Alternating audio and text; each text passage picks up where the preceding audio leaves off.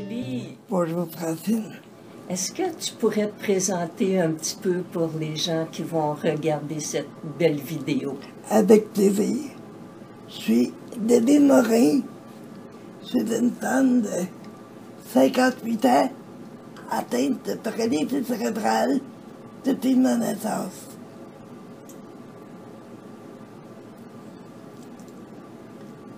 Est-ce que toi, Debbie, là, ça a été difficile pour toi d'accepter cette situation-là qui s'est dégradée avec les années? Pas tant dans mon jeune temps que quand je suis devenue plus consciente, plus vieille. C'est là que ça commence à être plus ardu, plus difficile. Mais avant, je m'en faisais pas trop avec mon handicap, parce qu'à part d'être assis dans un fauteuil, je me considérais comme une personne à part entière. C'est juste que l'autre était debout et puis moi j'étais assise. Pour moi, c'était à peu près la seule différence. Puis ensuite, les difficultés sont venues, puis tu en as pris conscience. Oui. Surtout quand j'ai été placée en institution, là. Parce que quand j'étais jeune, mes parents me faisaient faire jusqu'à 3 heures d'exercice par jour pour entretenir mon autonomie. Et puis, quand je suis rentrée en institution, question de, si tu veux, entre guillemets, entrer dans l'horaire, ils se sont mis à tout faire pour moi. Ce qui fait que j'ai très rapidement perdu mes capacités.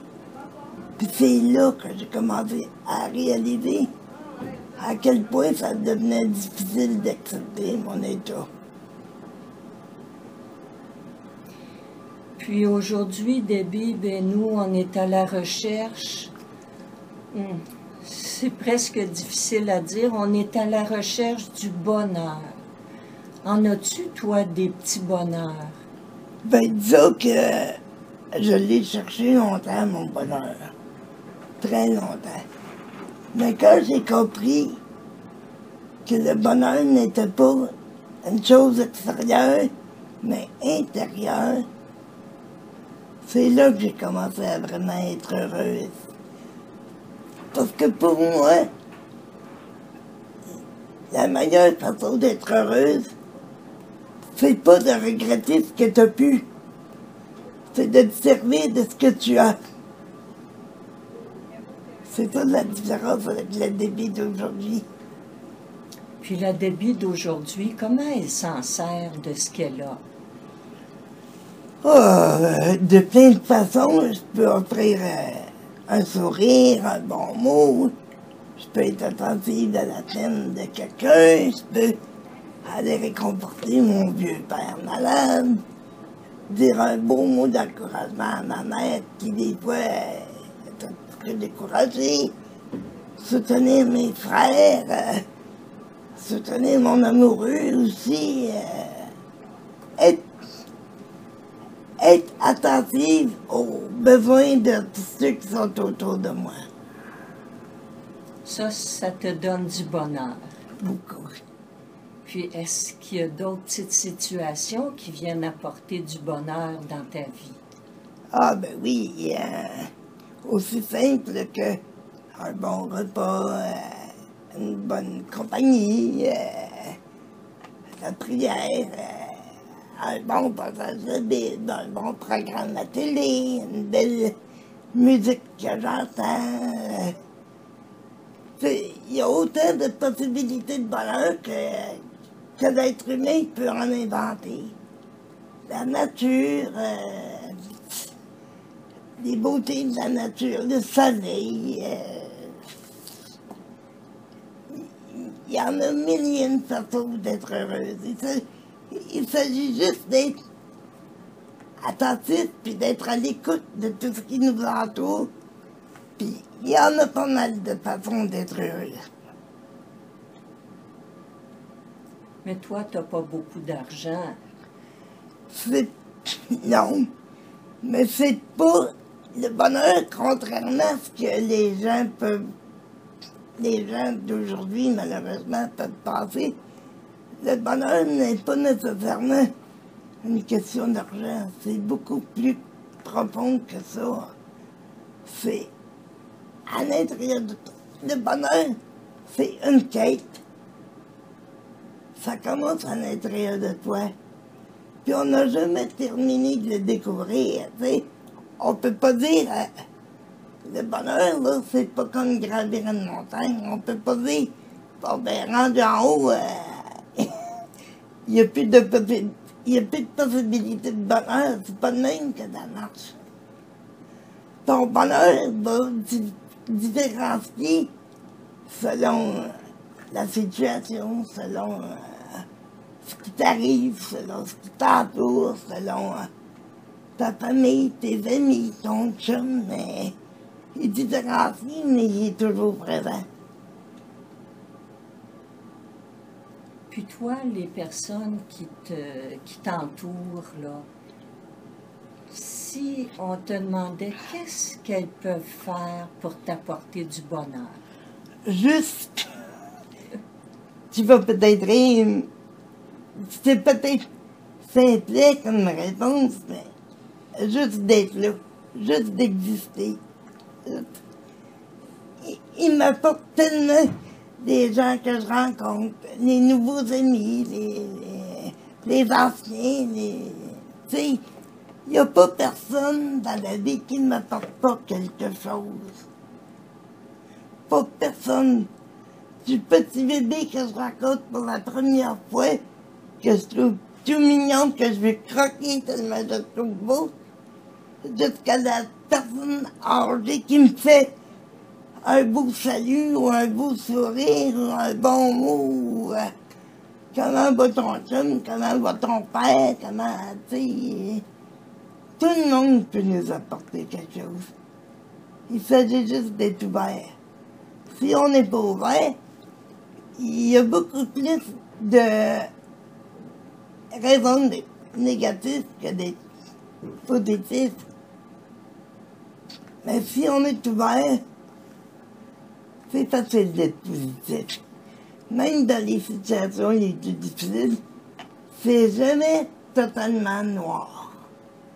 Parce que quand il t'arrive une tragédie dans ta vie, il y a toujours une main tendue, un coup de téléphone, un ami qui va t'apparaître pour venir te consoler, venir t'écouter, te consoler.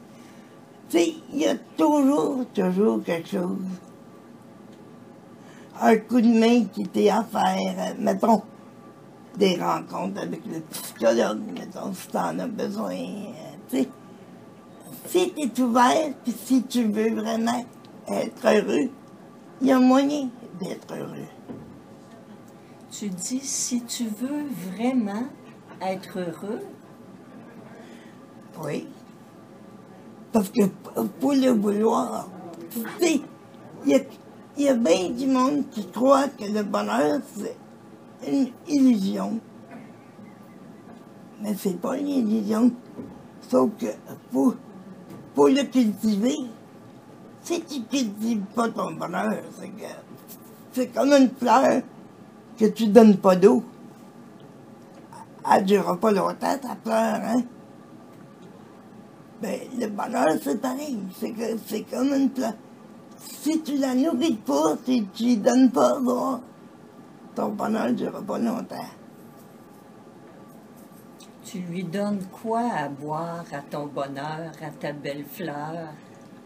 Ben, je lui donne des moments de silence, je lui donne des moments de prière, je lui donne du soleil, parce que j'essaie d'être de bonne humeur la plupart du temps. Je lui donne de l'engrais, c'est-à-dire de la sérénité. Je lui donne tout ce qu'elle a besoin pour bien grandir, puis se cultiver en dedans de moi. Parce que pour moi, c'est important. Tu sais, il y en a qui pensent que tu peux avoir le bonheur de même. Non. tu peux l'avoir sur un coup de tête. Mettons, je vais te donner un exemple. Mettons, tu gagnes 1 million. C'est sûr que tu le trouves, t'es super content. Mais c'est éphémère, hein? Ça ne dure pas très très longtemps. Tandis que moi, comme je suis paresseuse, ben, je travaille plutôt sur le bonheur durable. J'aime mieux qu'ils prennent plus de temps à se cultiver puis qu'ils durent plus longtemps plutôt que de venir en éclair puis de disparaître aussi vite qu'il est venu.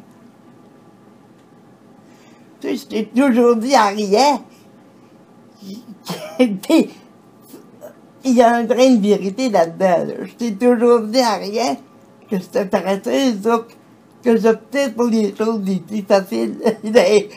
C'est ça que je fais. Est-ce que ça veut dire, Debbie, que tu vis jamais de tristesse, de frustration? Ah ben c'est certain. Parce que le bonheur, ça t'enlève pas tes peines, ça t'enlève pas tes craintes, ça t'enlève pas tes chagrins. Sauf que ça t'aide à passer au travers. Beaucoup plus que quelqu'un qui croit pas, là. Tu sais, quelqu'un qui croit pas, c'est beaucoup plus difficile pour lui de passer à travers d'une difficulté que quelqu'un qui croit, parce que quelqu'un qui croit, il y a quelqu'un à qui s'accrocher. C'est pas un quelque chose, c'est un quelqu'un. Tu sais, moi, mon bonheur, comme je te disais depuis tantôt, ça dépend pas de ma fortune, j'en ai pas. Ça fait que faut que je le trouve ailleurs. Ça fait que je le trouve auprès des gens qui m'entourent, auprès des soins qui me sont donnés, qui me sont prodigués, je devrais dire. Je le trouve dans tout ce que ces gens-là m'apportent, mais je le trouve surtout, puis d'abord et avant tout, en dedans de moi, puis avec ma relation avec Dieu. C'est là que je le trouve le plus. Dans la prière, puis dans ma relation avec Dieu, dans mes moments de silence. Quand quelqu'un peut m'offrir de me lire un passage de la Bible, ça me calme beaucoup. Ça fait que c'est tout ça mis ensemble qui fait que j'arrive à être heureuse. Oh, c'est beau, Debbie. Tu sais, Debbie, on est un groupe de personnes qui allons accompagner des personnes malades, des personnes âgées.